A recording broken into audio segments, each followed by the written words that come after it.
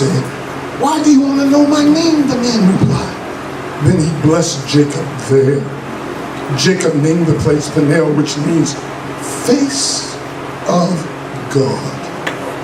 For he said, "I have seen God face to face, and yet my life has been spared." The sun was rising as Jacob left Peniel, and he was limping because of the injury into his hip. Even today, the people of Israel don't eat the tendon near the hip socket because of what happened that night when the man strained the tendency, or the angel strained the tendency of Jacob's hip. Look at your neighbor and say, "Neighbor, the face-to-face encounter." Now turn to somebody else and say, "I'm struggling to be free." Come on, give God some praise. I'm struggling to be free. I'm struggling to be free. A face-to-face encounter. We live in a world where people are impersonable. We live in a time where people avoid intimacy at all costs. Come on, take your time. Look around. We literally live in a society where people will avoid intimacy at all costs. You have couples that are married and yet not intimate. Don't get tired. I ain't preaching on you tonight. I'm not preaching. I'm just preaching, period. They're married, but there is no closeness. We have people that call themselves best friends, but there's no intimacy because we're in a society where we do not want intimacy. And the reason of that is because of all the hurt and the pain and the mistrust that have happened to people most of their life and down through the years. And so there is a barrier and a lack of trust, which is to be noteworthy of the message, the reason why this is. But nevertheless, regardless of the reason, this is the route that our society is taking. This is the route. No real intimacy. We don't want it. We don't mind casual friendship. We don't mind casual relationship, but no intimacy. This is expressed by the route that our society is moving toward. We can tell this because we see it in our communication. Even though the communication has increased and have rise right on time, like the Bible said that communication in the last day would be great. But in our rise in the communication, we have decreased in intimacy. How do you do that? How can you communicate and not have intimacy? It's very easy. You never show your true self. Oh, I know I'm in the house. You never speak your true mind. You never show your true emotions. You never let out your true feelings. You never give hint to your true desires. So yes, you can increase. A lot of people think that intimacy is communication. But folks that have been around each other long enough have come to realize you can have communication and no intimacy. I don't want me to deal with it, but I'm going to deal with it. The face-to-face personal touch is becoming a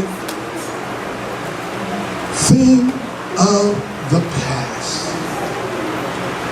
It's literally becoming, and I'm watching, I'm like, God, I'm glad that I kind of grew up the old school.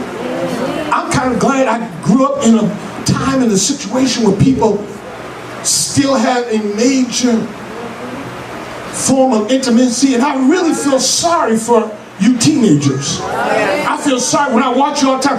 I honestly feel, and you young adults that's in your early 20s, I really honestly, with everything that's in me, you that are about 35 and under, I really honestly feel really bad for you because you grew up in a time where intimacy is lost. This is one of the causes why marriages are failing. 1 out of every 2 people are divorcing because of the lack of face-to-face communication. This is why boyfriends and girlfriends are passing to each other and there's no long-lasting relationship because there's no real learning the person, no real understanding the person. There is no real intimacy, no deep feelings, and a lot of folks can't understand why it is the way it is. And I come to tell you the honest truth today is because people do not want face-to-face encounters. We prefer now cell phone conversations. That's true. That's true. Over personal interaction. I'm telling the truth. Matter of fact, we'll get upset if somebody wants too much face-to-face. We would prefer, oh come on, Snacks, it's the truth. Cell phone conversation. Because face-to-face, if it lasts too long, it's too intimate. It's too personal. And even with cell phone conversation, we prefer texting as our way of communication. Didn't even talk on the phone. Y'all don't have to like it, but I'm going to deal with it. Not only have we moved to cell phone conversations all the time, but we would rather text than to talk to them. That's right. Because to talk to them, I hear you. That's right. I hear your voice. I'll hear your emotions. That's why I feel sorry for our teenagers. They text, because you can hide. You can hide your true feelings. You can hide your true emotions. So you have become cowards. I feel crazy right now. We're raising a society of cowards. Emotional cowards. Weak. You preaching. Emotionally. And I can preach it because I've lived long enough to see it. This is why emotionally we can't take nothing. This is why people can't communicate and talk to each other in their face long without screaming and hollering and walking out, slamming doors or punching each other in the face. Because emotionally you have become weak because you prefer to hide your emotions, to hide your feelings, to hide your desires, to hide your pain, and to hide your hurt. Tell the truth. And then when we call face-to-face, we'd rather do it with an audience. Because we can hide in the audience. I'd rather come to church and show how I really feel. And think about you over here, and you over there, and you right here. Because I'm safe. I can't do a one-on-one. This is why we cuss folks out by texting. Cowards. We tell each other off by texting. Why we even got the nerve, the only time you want to tell somebody you love them is when you text them. Because you don't want to feel nothing and you don't want your emotions to escape. Cowards! I don't care if you don't like it because I'm going to preach in your face like never before. We prefer texting by communication, even over verbal conversation. I don't want to talk to you too long because you get into my emotions, you get on my nerves. You get on my nerves and I don't want to feel you on my nerves. So if we communicate, let's just text so I don't have to feel your voice. I don't have to feel the emotion that's going to ooze from you. So if I text, I don't have to feel it. We've gotten to the place where we prefer to express our feelings emotions on social media. I'm looking at folks that can't look people face to face. But I look at Facebook and they can express, oh, what are we coming to? What are we becoming? What are we coming to? Well, only time that we can express ourselves is on Facebook, on a machine. You're married to a machine.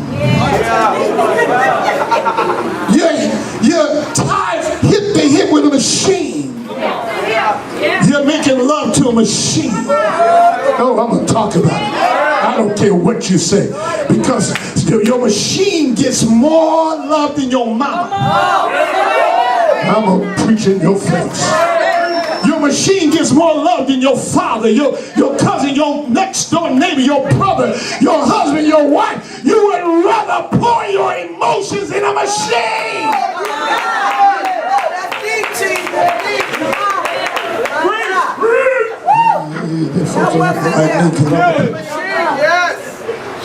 Because the machine can't hurt me. It can't identify with me. It can't see me. It can't talk back to me. So I want a machine between me and you. So people spill all their guts on Facebook. I know that Facebook demon is raging in me as I preach. We spill all of our thoughts and our ideas on Facebook. We resent the personal touch.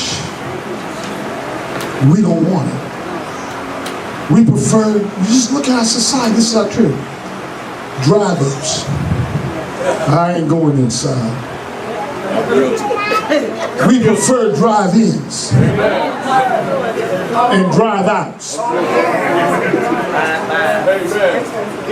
We prefer automatic gas pumps. And I don't want to go inside.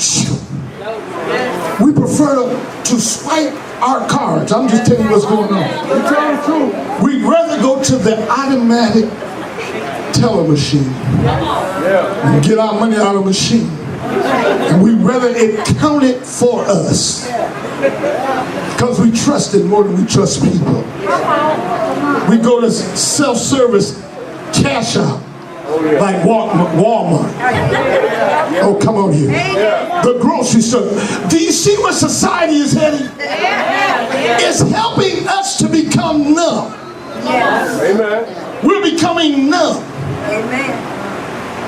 Void of intimacy. We wonder why society is turning out so many killers. We love watching stuff like Criminal Minds and asking dumb questions like, why don't they feel nothing? Why are they sociopaths? We're training them to be sociopaths. We're training them not to have feelings. It started in my generation when your parents beat your back silly and told you to shut up. What the world? Come on, Papa. You beat my back and telling me to shut up? In my mind, I was saying, what the heck is wrong with you? Quit beating me and I'll shut up. You lay in my back, oh, shut up, shut your mouth, shut up, pop, shut your mouth, shut up. No, you hit